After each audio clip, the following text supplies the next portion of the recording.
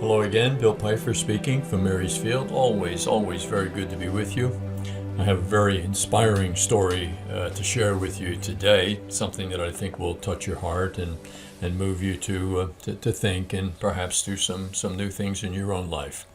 My own background, my maternal grandparents both came from Poland, so as I was growing up, Polish culture, the language, and so on was a common thing for me to hear, and it was just a beautiful thing. My mom could speak Polish fluently because of her parents and so on. And I still remember a few phrases: "Dzień dobry," good day; "Dobranoc," good night. Or my uncle always used to teach me and go over the expression "Ty jesteś dobry wujek." He would say, "You're a very, very good uncle," and I think there was a little bit of personal concern in that, and then in that expression, but it was nice to know those words. Pójdziemy do spać, let's go to sleep, and so on. And the Polish food was absolutely spectacular. But I have a story today that's a Polish story, I guess you could say. It's a story, sadly, about the place called Auschwitz, a ugly camp during the Second World War. 4 million Jews died there in World War II, and half a ton of human hair is still preserved. The showers that sprayed poison gas still stand. The story is from Max Lucado, his beautiful books on some of the sermons that he's given, which really are terrific. But for all of its ugly memories of Auschwitz, there is one beautiful memory. It is the memory of Gawanacek. It is the memory of Gawanacek. I've got that right. Gawanacek has of Maximilian Kolbe. In February 1941, Kolbe was incarcerated. He was a Franciscan priest. In the harshness of the slaughterhouse, he maintained the gentleness of Christ. He shared his food, he gave up his bunk, he prayed for his captors. One could call him the saint of Auschwitz. In July of that same year, there was an escape from the prison. It was the custom at Auschwitz to kill 10 prisoners for every one who escaped. All the prisoners would be gathered into the courtyard, and the commandant would randomly select 10 men from the ranks. These victims would immediately be sent to a cell where they would receive no food or water until they died. The commandant begins his selection. At each selection, another prisoner steps forward to fill the sinister quota. The 10th name he calls is Gawanacek. As the SS officer checks the number of the condemned, one of the condemned begins to sob. "My wife and my children," he weeps. The officers turn as they hear movement among the prisoners. The guards raise their rifles. The dogs tense, anticipating a command to attack. A prisoner has left his row and is pushing his way to the front. It is Kolbe. No fear on his face, no hesitancy in his step. The commandant shouts at him to stop or be shot. "I want to talk to the commander," he says calmly. For some reason, the officer doesn't club or kill him. Kolbe stops a few paces from the commandant, removes his hat, and looks the German officer in the eye. "Herr Commandant, I wish to make a request, please. That no one shot him is a miracle. I want to die in the place of this prisoner." He points at the sobbing Gawanacek. The audacious request is presented without stammer. "I have no wife and children. Besides, I am old and not good for anything." He's in better condition. Kolbe knew well the Nazi mentality. "Who are you?" the officer asks. "A Catholic priest." The block is stunned.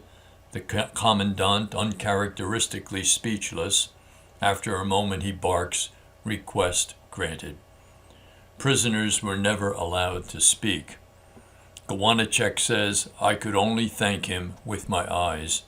I was stunned and could hardly grasp at what he was doing.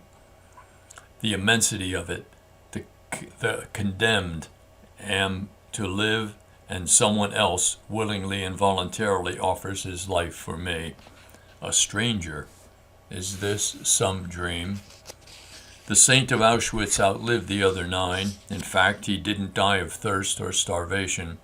He died only after carbolic acid was injected into his veins. It was August 14th, 1941. Gawanacek survived the Holocaust. He made his way back to his hometown. Every year, however, he goes back to Auschwitz. Every August 14th, he goes back to say thank you to the man who died in his place. In his backyard, there is a plaque he carved with his own hands, a tribute to Maximilian Kolbe, the man who died so he could live. There aren't many similarities between Franciszek Gawanacek and you or me. We speak different languages. We speak two different, we're from two different homelands, we have two different flags, but we do have two things in common. We both had a Jewish leader by the name of Jesus who died in our place, and we both have learned that what we already have is far greater than anything that we might want to have. And so in some ways we are connected.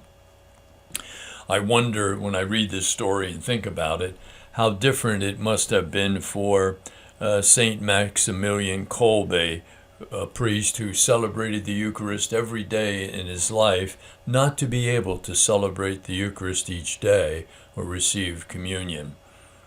And here's something that you and I can do freely at this particular point in our lives. I wonder what Maximilian Kolbe would say to Americans today, about socialism. Would he say socialism is fine, communism is fine, censorship is fine, abortion is fine, lying in the media is fine? He was a victim of all of that.